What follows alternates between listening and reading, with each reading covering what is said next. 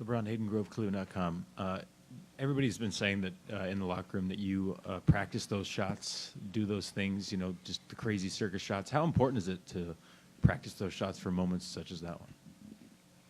Well, I mean, I told you this morning, told Joe this morning that the ability to have, different things in my toolbox and the repertoire that I have throughout the game, I can kind of go through those things. I think it was you or Dave. It was Dave. You asked me that question this morning.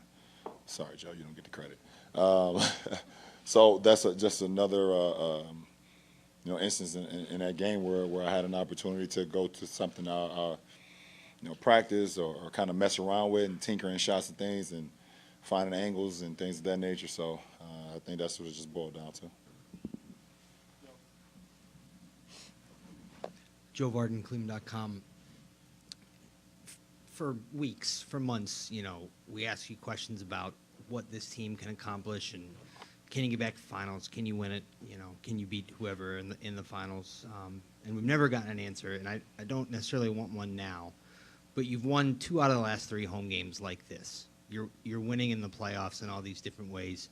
And I know you don't believe in momentum from one game to the next in the playoffs, but when you win like this a couple times, does it start to build something that maybe you didn't know or didn't think you had when the playoffs started?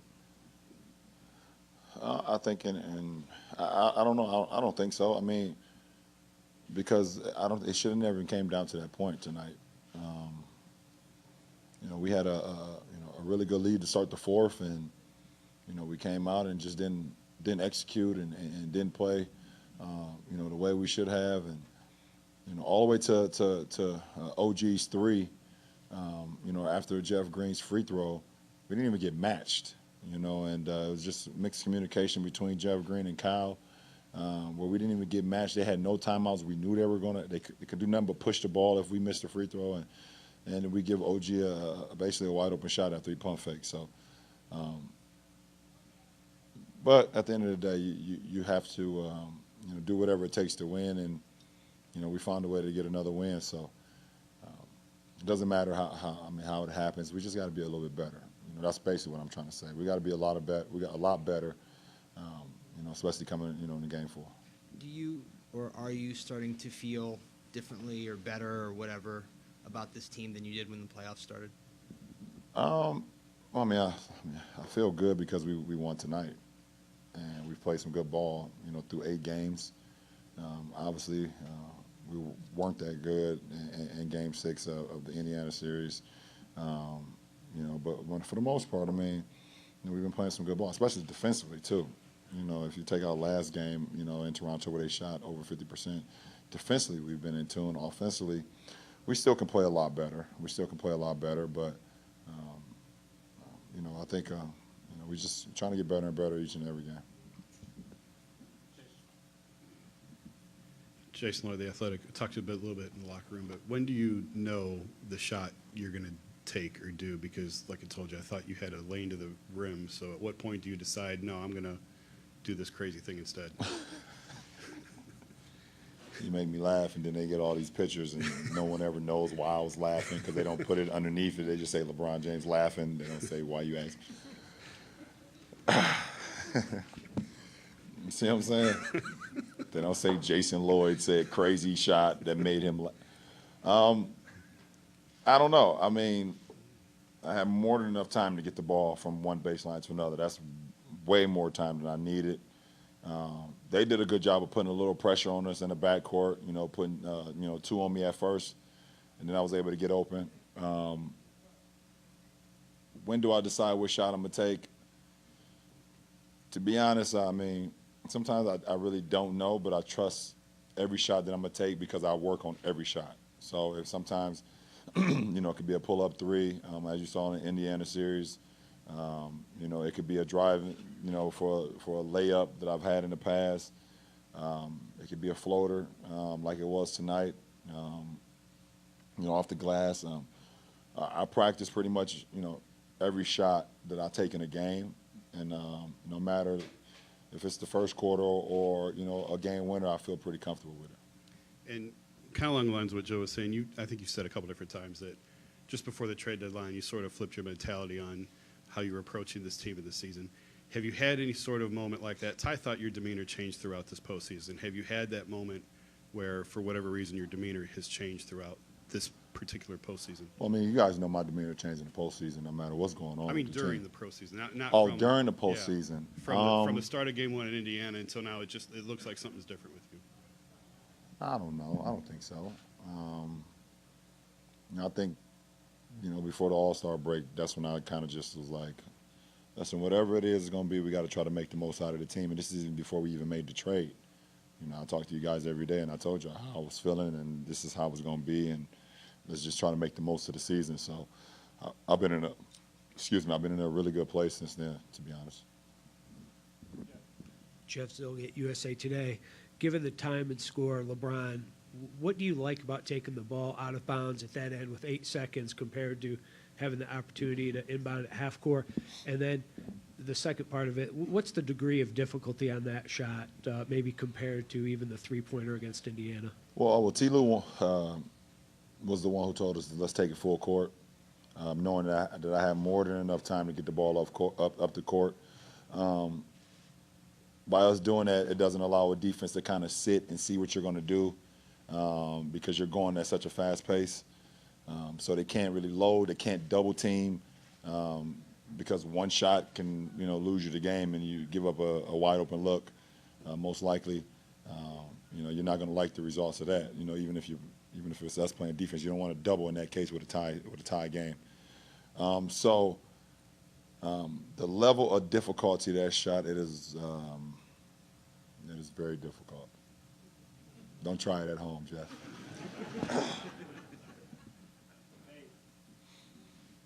David McMenamin, ESPN. LeBron, you said that it should have never gotten to that. Obviously, there was some missed free throws, and there was OG got open. But when you get that opportunity, even if it was a result of some miscues, is there any moment of emotion, of excitement before the ball is checked in? Oh, And yeah. Oh, yeah. And does that fuel you, or how do you process that? Listen, tie game, down one, or whatever the case may be, I live for those moments. I think I was just, I don't know, I was, like I told y'all in the Indiana series, that mental clock of being a kid and just kind of just telling myself 3, 2, 1, and making the noise of the net, that sound. I've been doing that since I was like 6, 7, 8 years old, maybe even before that. It's a picture floating around of me besides a little Tykes hoop with a saggy pamper on. And I probably was doing it back then, all the way up until now, being 33. It's not things that you dream about, that you get those opportunities, and I've been fortunate enough to just get a handful of those in some of the biggest moments, in my career. Chris Fedor, Cleveland.com. LeBron, Dwayne Casey said his goal was to take the ball out of your hands. So when you're in the timeout before that play, are you anticipating the defense doing a certain thing? I know you don't premeditate what shot or move you're going to make, but do you anticipate what you think the defense is going to do? Well, I figured they would double me before the ball even came in, and they kind of doubled me a little bit, but I was able to kind of break through from Siakam and and then race down the floor. So I think a coach would sleep a little bit better if they lost the game without me making it, just because of my history and how many opportunities I've been in that position and done it over and over. So, but Kev took the ball out. They started to double me a little bit, and I told G Hill. I actually told G Hill to go get the ball, then I was gonna come and get it. But Kev didn't look at nobody else but me, so I had to break free, and I was fortunate enough to make a tough one. Tom Reed, The Athletic. Does the fact that if you make the shot, obviously you win the game, but the fact that if you miss the shot, you're going to overtime, does that influence whether you take the ball out at midcourt or you try something different, or maybe a little more high percentage shot if you could get it, if that was possible? No, I mean, actually, when you're winning a game like we were winning, I mean, we were up 7 with like 3 minutes to go. OG hits ones off the glass. Then we come back. Kyle loses the ball out of bounds. Then Kyle Lowry goes in, gets a foul on Kev. Now we're down 2, and whatever case may, I mean, we're up 2, and whatever case may be throughout the course of that, they had the momentum. So it's actually even more of a difficult shot if you miss, even though you're going to overtime, because that momentum can carry them to, they feel good about themselves. So it's better just kind of, if you can, just get it over with. And the second part, so I think 22 turnovers in 3 games by your team. What has allowed you guys to be so efficient and so protecting the ball so well? We understand that we can't turn the ball over against these guys, and that's something that was pretty much killing us in the Indiana series.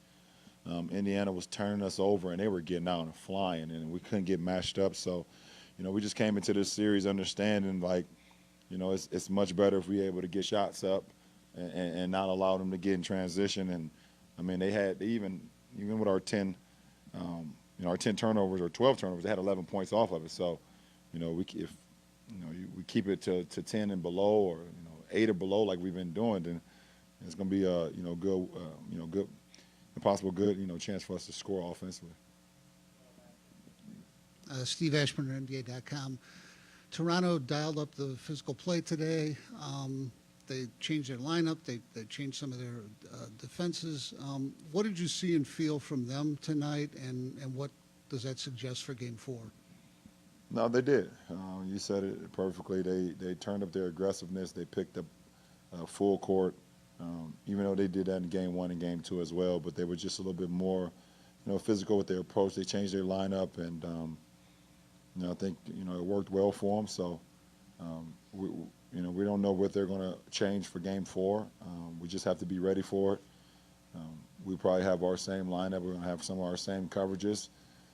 But understand that we have to bring the physicality as well, which we did, and it allowed us to win this game. So, whatever the game, presents itself that the Raptors bring on, help me out. Appreciate it. We'll be ready for it. Thank you.